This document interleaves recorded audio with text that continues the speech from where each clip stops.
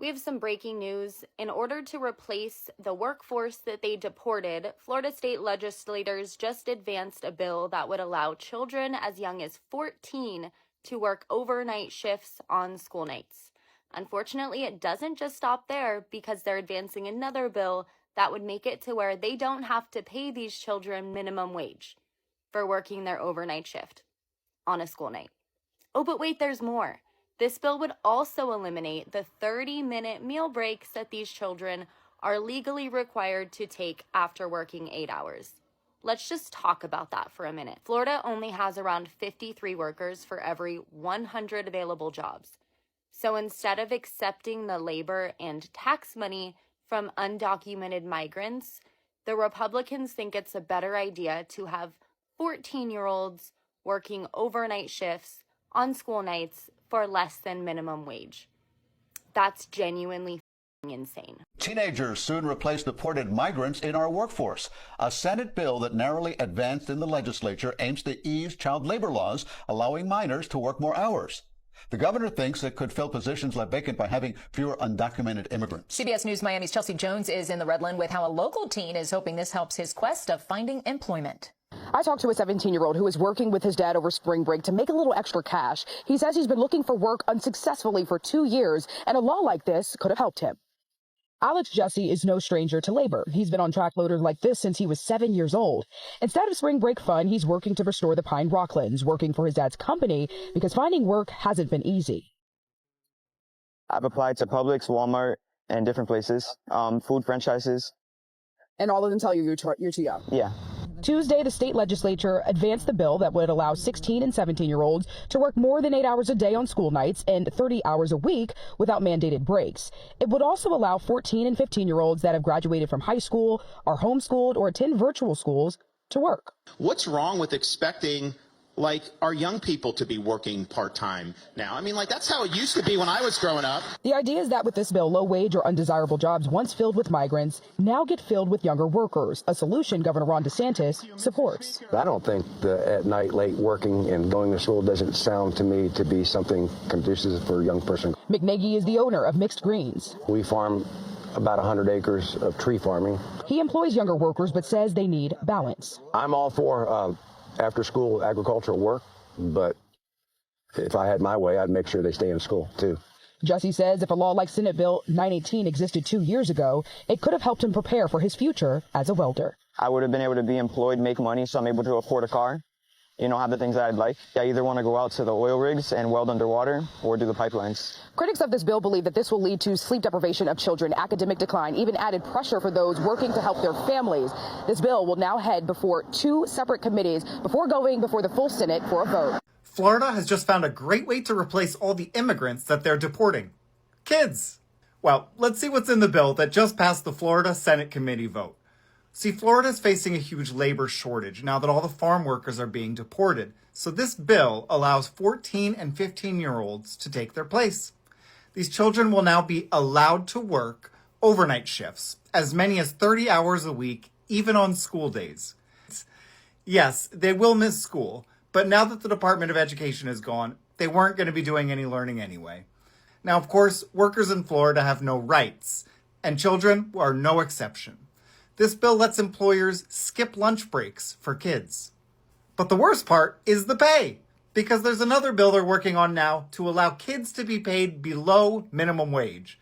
Because otherwise, what's the point, right? This country hates kids. I mean, so long as they don't hear the word, anything goes, huh? Perfectly good tomatoes are being plowed over instead of picked. It's a sad scene happening in South Florida. You can't even afford to pick them right now between the cost of the labor and the inputs that go in. It's more cost effective for the farmers to just plow them right now. Heather Moling understands the struggles that farmers are facing right now. She's part of the family that runs the Homestead produce stand. Robert is here. These are local tomatoes here. She says farmers used to get $16 for a box of tomatoes. It's now down to $3 or $4. Just a horrible price. Some of that has been from what Mexico's bringing into the country.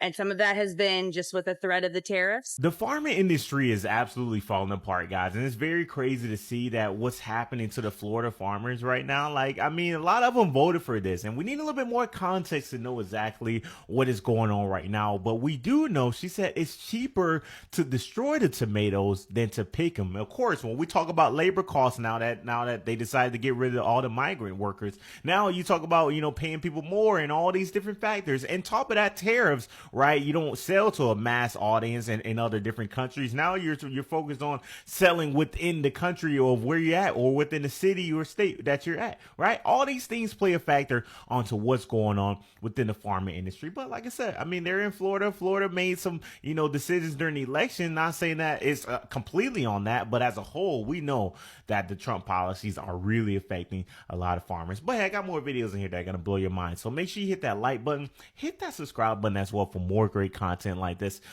So there have been proposed legislation in Florida to allow 14-year-olds to be able to work the overnight shift on school nights. Florida's solution to a labor shortage should not be putting children on overnight shifts. We need to invest in working families, fair wages, and workforce development, not rollback protection for kids. We're seeing a labor shortage because Florida refuses to pay people what they're worth, not because we need 14-year-olds working the night shift. That's not leadership, that's desperation. This is not a labor solution. It's exploitation disguised as opportunity. Rolling back child labor laws hurts families, schools, and public health. We should invest in adult workers, raise wages, and expand training programs, and also offer child care, not sacrifice kids to cover corporate gaps. Instead of weakening child labor laws, we can advocate for living wage legislation to reduce dependence on child labor altogether. There is no excuse why your child should have to sacrifice their education because mom and dad doesn't make a living wage in order to provide for them.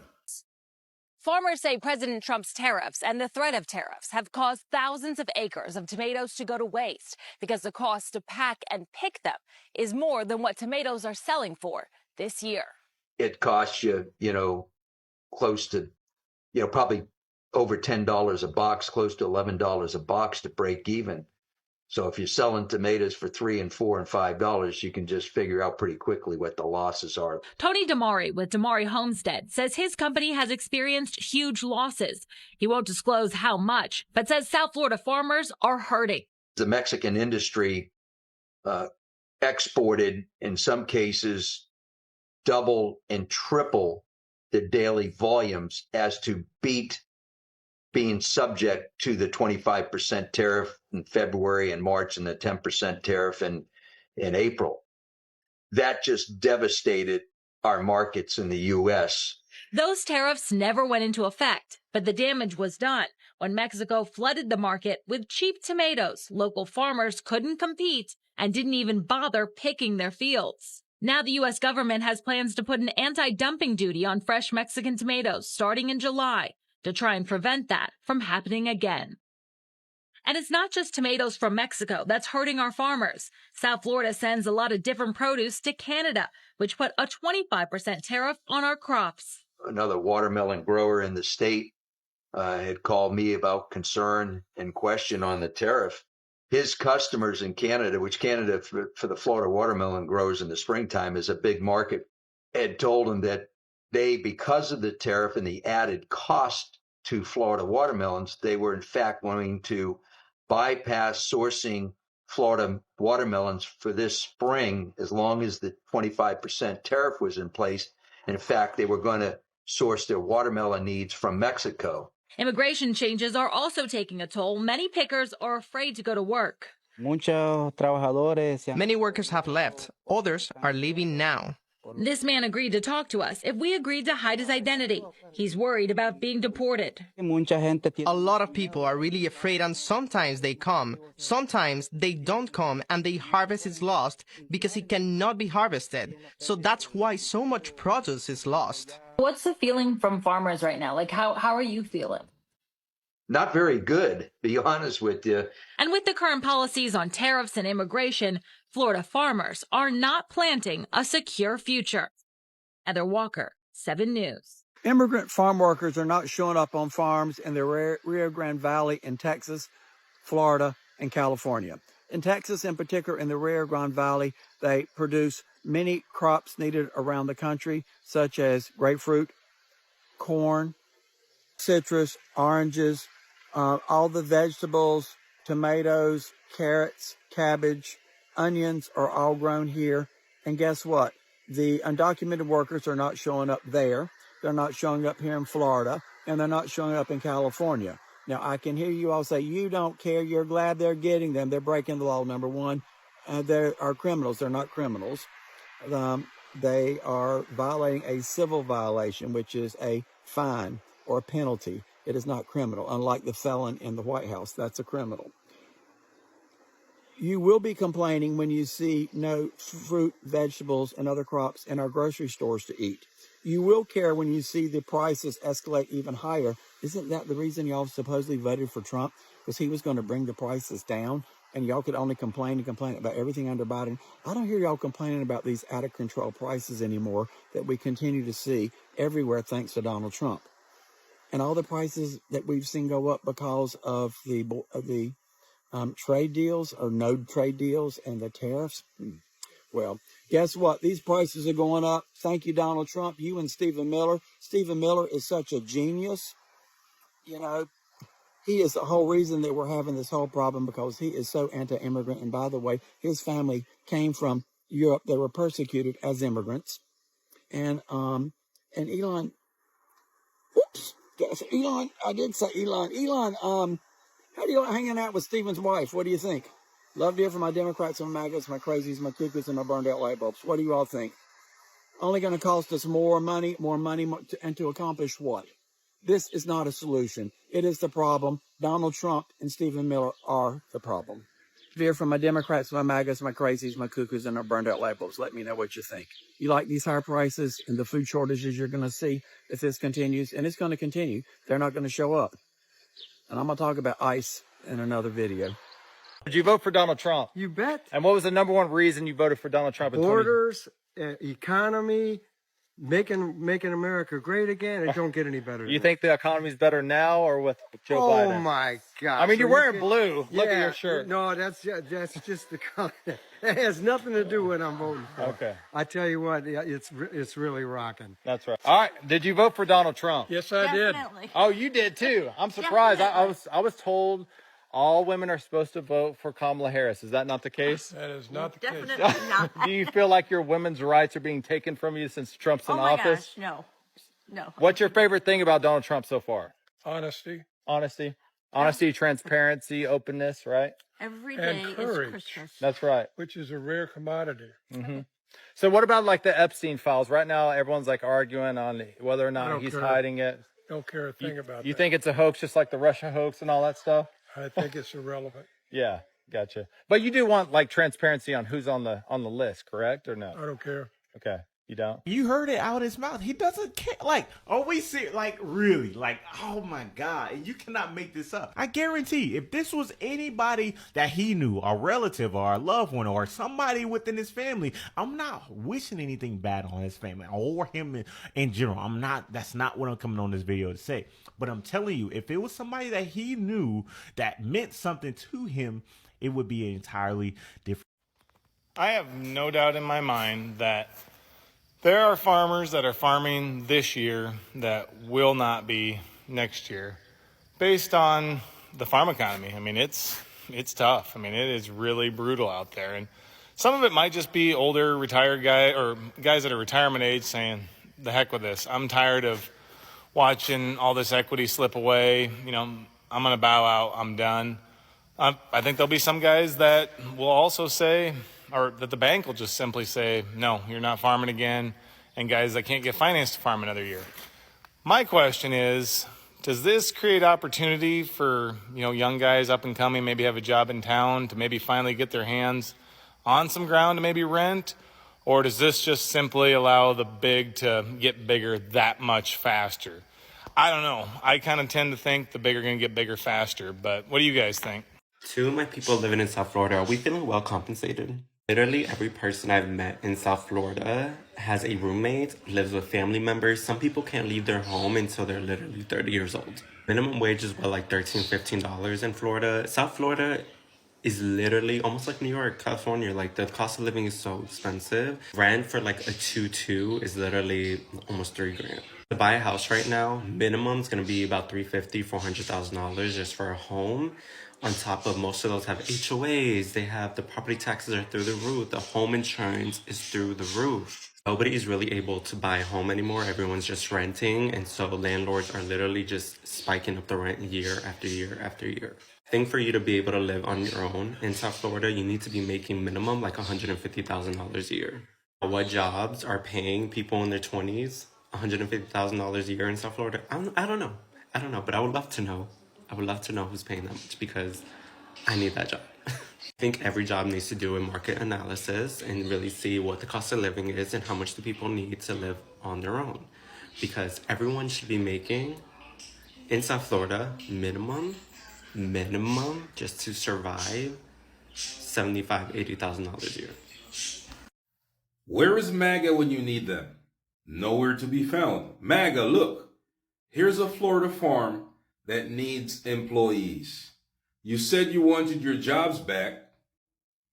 Look at all these jobs. You see all these trucks that's parked over here and all these crops,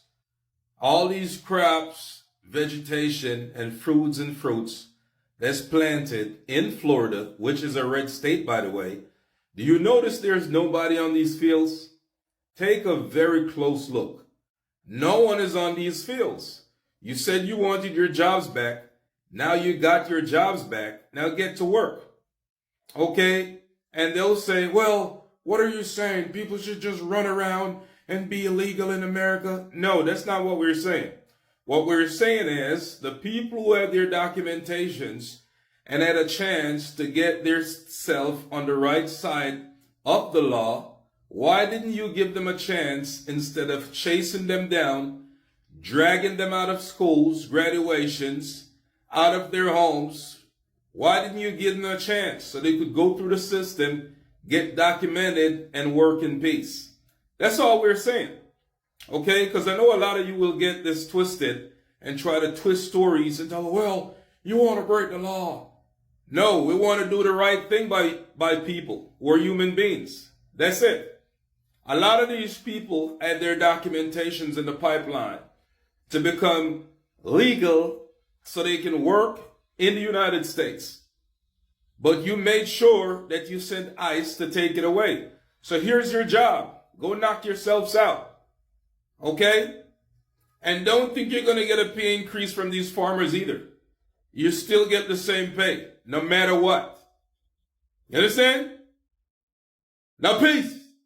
Okay, guys, so here is the real deal when it comes to farming. I have been trying all day to get some stuff done, and our alarm has been going off all day. So we are loading up in the south side and getting up here. What up? What up?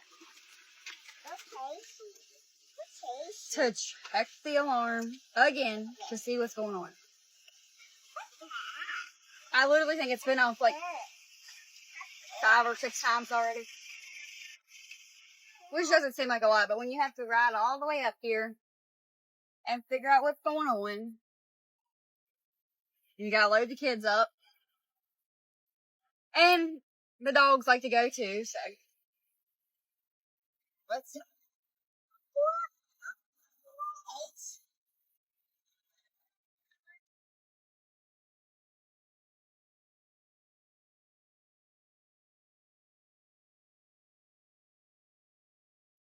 Everything's good. It's just, it's hot today.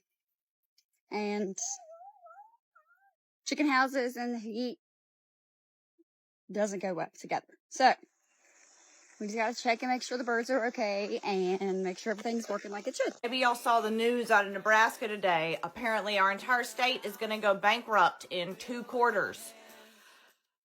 Me and my husband owned a cattle ranch here, and I can confirm that all of the cattle ranchers here overwhelmingly voted for Trump. We support him. We voted for him. Something like 70% of our entire workforce is undocumented immigrants, and they straight up are not showing up for work anymore.